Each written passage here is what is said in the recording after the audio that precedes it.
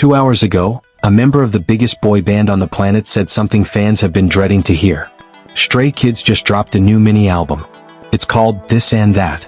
It's the group's 9th release since 2022, and if history repeats itself, it's about to open at #1 on the Billboard 200, again. 8 times in a row, no K-pop act, no group of any genre has ever done that. And in the middle of celebrating that, Lee No looked at the cameras and started talking about the military. Not as a joke. Not as a distant hypothetical, as something that is now genuinely close. Bang Chan and Felix won't have to go, they hold Australian citizenship.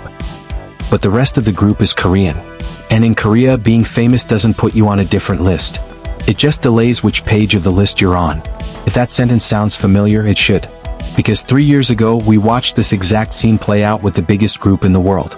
Same shock, same denial, same countdown, and that group was BTS. So today we're not just talking about Stray Kids' future.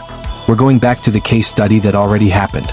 The one with the most data, the most money, and the most global attention ever attached to a single conscription story. We're going to answer the question fans keep asking every time this comes up. Why can't money, fame, or global influence buy an idol out of this? Let's start with the number that made this a business story, not just a fan story. June 14, 2022. BTS releases a video during their Festa anniversary dinner. RM says the group is going on hiatus so members can pursue solo work and, eventually, fulfill military service. He doesn't announce enlistment dates.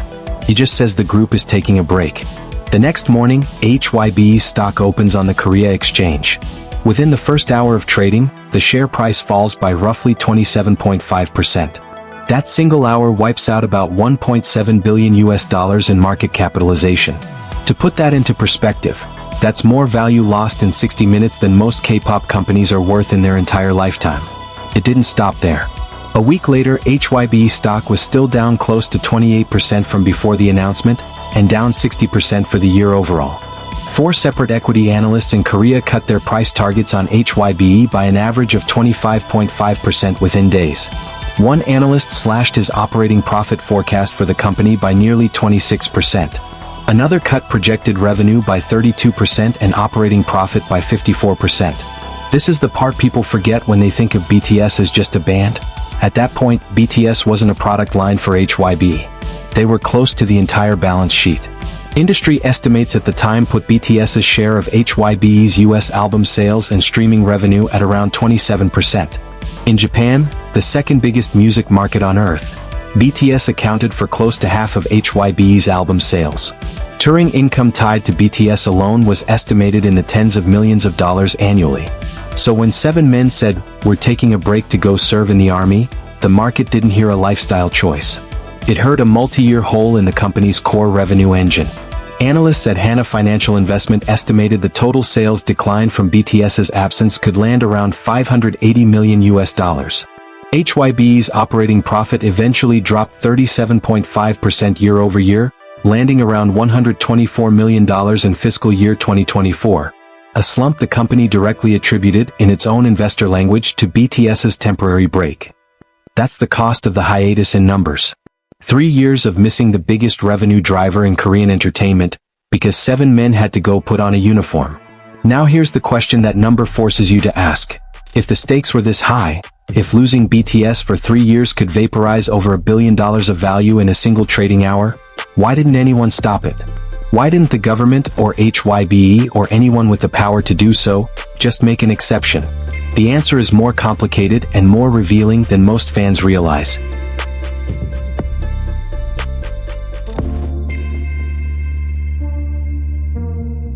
To understand why BTS couldn't buy their way out or fame their way out, you have to understand what South Korean conscription actually is, and why it exists in the first place.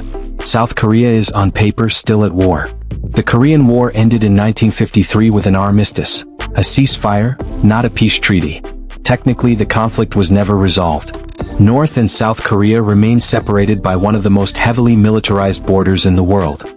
Because of that unresolved state of war, South Korea has maintained mandatory conscription for nearly all able-bodied male citizens for over 7 decades. It's not a preference. It's written into how the country understands its own survival. Every South Korean man, generally between the ages of 18 and 28, is legally required to serve. Depending on the branch, that's around 18 months in the Army, 20 months in the Navy, or 21 months in the Air Force. There is no financial payment that substitutes for it. There is no celebrity clause that erases it. The only pre-existing exceptions were narrow and specific. Olympic medalists, Asian Games gold medalists, and a small number of classical musicians who'd won certain elite international competitions. People whose achievements were classified as bringing direct national prestige through a formal, decades-old point system. Pop musicians were never on that list. And that's exactly what triggered the fight. By 2020, BTS wasn't just successful. They were arguably doing more for Korea's global image than almost anyone in the country's modern history. Dynamite had just hit #1 on the Billboard Hot 100, the first Korean act ever to do it. Lawmakers started asking a real question. If an Olympic bronze medalist gets to skip service for representing the country on a podium, why doesn't a group that put Korean culture at the top of the biggest music market on the planet get any consideration at all?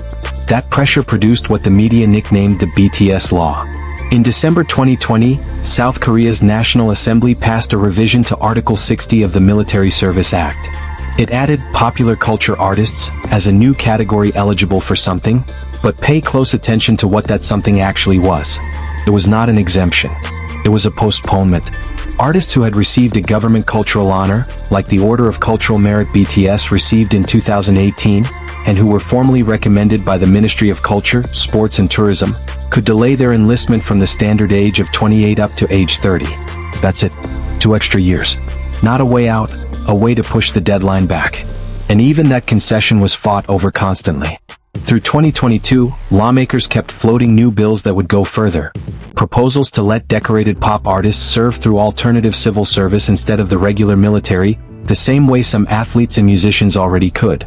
South Korea's own defense minister was asked directly about it and said plainly that a full exemption for BTS was difficult.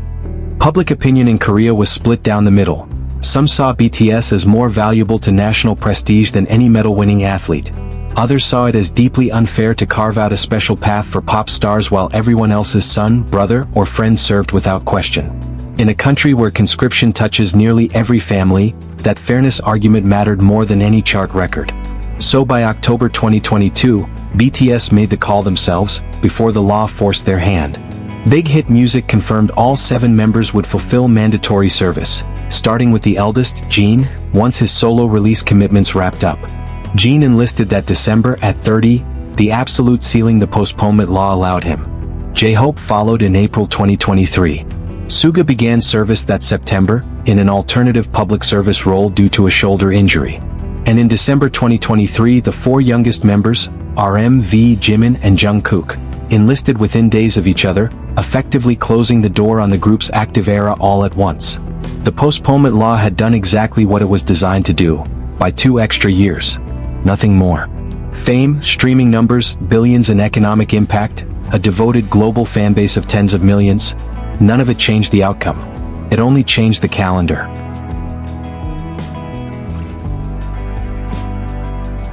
Watch how fans actually respond in these moments, and you notice the emotional pattern repeats almost word for word, 3 years apart. When BTS's hiatus was confirmed in 2022, ARMY's reaction split into 2 waves.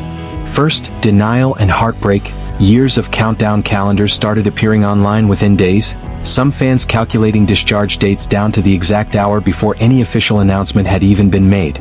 Second, something more defensive. A wave of ARMY publicly pushing back against news coverage that framed the hiatus as the end of BTS, insisting this was a pause, not a breakup. The loudest response wasn't anger at the members, it was anger at anyone who suggested the group might not come back the same.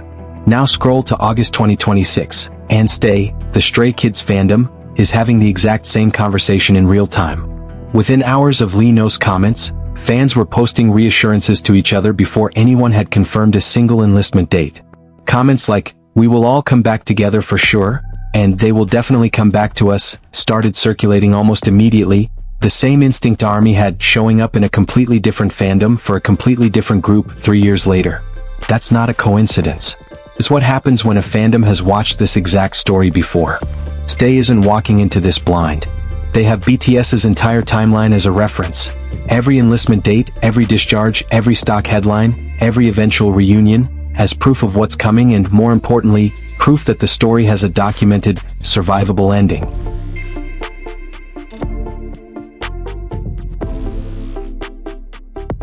Here's where the story closes the loop. Jin was discharged first in June 2024. J-Hope followed that October. Then, on June 10, 2025, RM and V walked out of their service stations together. The next day, June 11, Jimin and Jungkook were discharged. Suga, who had enlisted in an alternative service role due to his injury, completed his service on June 21, officially closing out the full 7-member reunion almost exactly 3 years after it began. And the market noticed immediately. As word spread that all 7 members were approaching completion, HYBE's stock began climbing again, eventually rallying to its highest point in roughly 3 years. A mirror image of the crash that started this whole story. The same investors who wiped out $1.7 billion in an hour over the fear of losing BTS were now buying back in on the promise of getting them back. But here's the detail that matters most for this video's argument. Even with all of that value on the line, even with a law custom built with them in mind, even with a global fan base and a sitting government weighing in publicly, the system still made every single member serve the full term. 2 extra years of delay. Not 1 day of exemption. That's the real headline. Not BTS went to the military. Anyone can say that in one sentence. The real story is that South Korea had every financial and political incentive imaginable to bend the rules for the 7 most economically significant entertainers in the country's history, and it didn't. It bent the calendar. It never bent the rule. Which brings us back to where we started tonight. A member of Stray Kids sitting in the middle of an 8th consecutive Billboard #1 run, quietly acknowledging that his group's Korean members are running out of road on the same clock BTS ran out on in 2022. Stay already knows how this chapter reads because ARMY lived through the whole book first. The countdown, the stock headlines, the reassurances typed out at 2 a.m., the reunion photos 3 years later, that's not speculation anymore. It's precedent. And that's the part that should actually reframe how you watch this story unfold, whichever group you're following. This was never really about BTS or Stray Kids, or any single act big enough to make headlines.